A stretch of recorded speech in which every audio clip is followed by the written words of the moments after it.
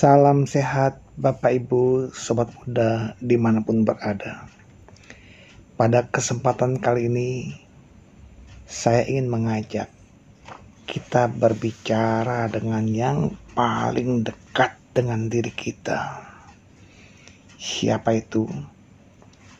Pikiran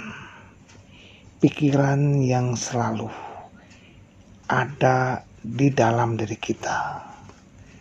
Entah baik atau buruk, entah tenang atau gelisah, bahagia, menderita, pikiranlah yang mengawalinya. Saya akan kutip beberapa syair dari kitab suci Dhammapada.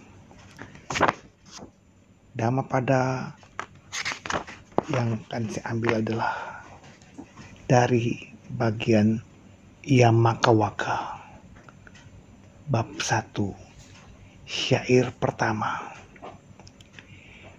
Pikiran adalah pelopor dari segala sesuatu. Pikiran adalah pemimpin. Pikiran adalah pembentuk. Bila seseorang berbicara atau berbuat dengan pikiran jahat, maka penderitaan akan mengikutinya. Bagaikan roda pedati mengikuti langkah kaki lembu yang menariknya.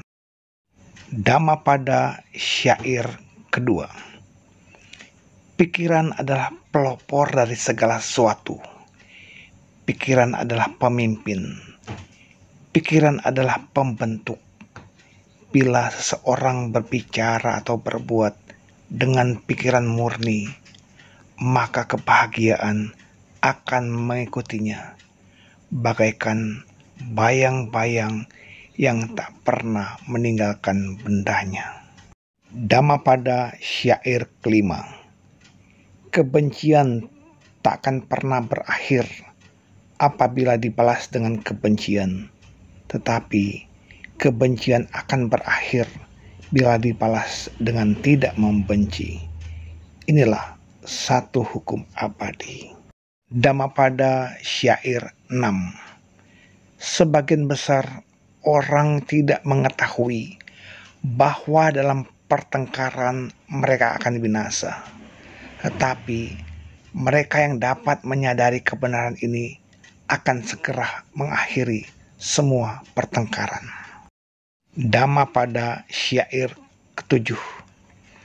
Seseorang yang hidupnya hanya ditujukan pada hal-hal yang menyenangkan, yang indrianya tidak terkendali, yang makannya tak kenal batas, malas serta tidak bersemangat, maka marah akan menguasai dirinya, bagaikan angin menumbangkan pohon yang lapuk. Pada syair 8.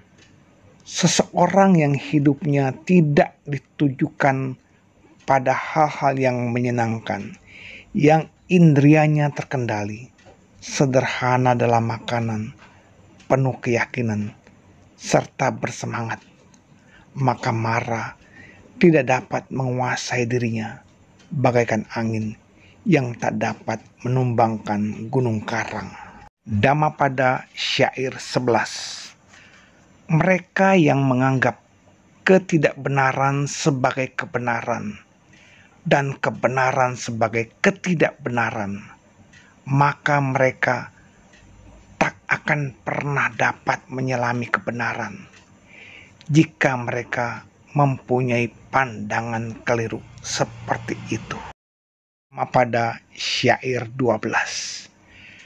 Mereka yang mengetahui kebenaran sebagai kebenaran dan ketidakbenaran sebagai ketidakbenaran, maka mereka dapat menyelami kebenaran jika mereka mempunyai pandangan benar seperti itu.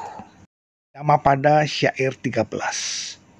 Bagaikan hujan yang dapat menembus rumah beratap tiris, demikian pula nafsu akan dapat menembus pikiran yang tidak dikembangkan dengan baik.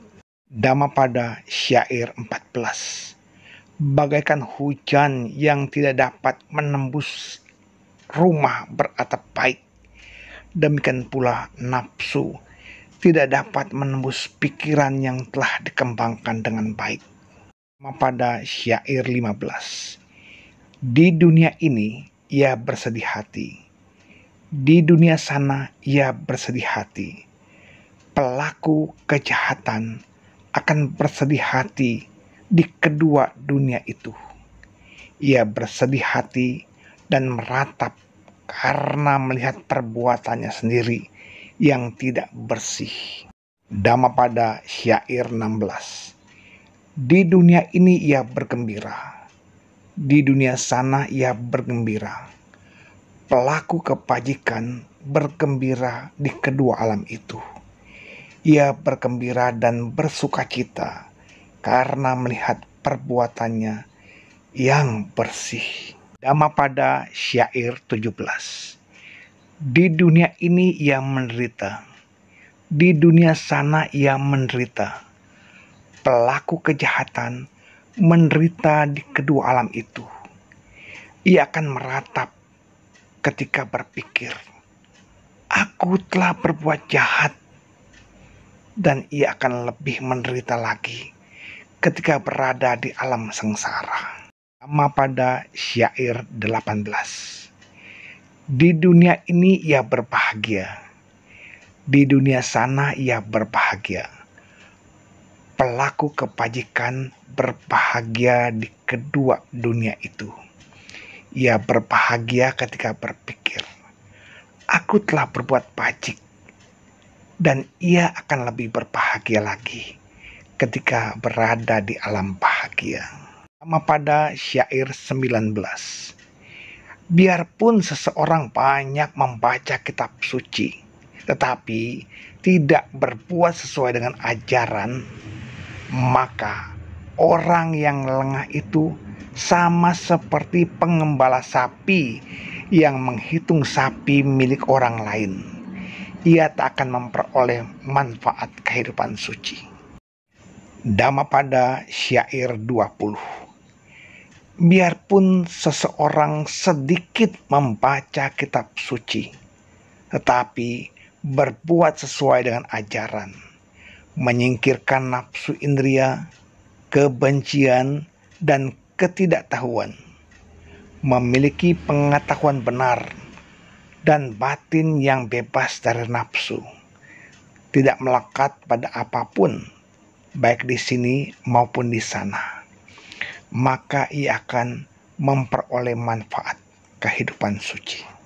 Semoga pembacaan kitab suci Dhammapada ini menginspirasi kita untuk senantiasa berbuat baik dan senantiasa belajar mengenal tentang pikiran.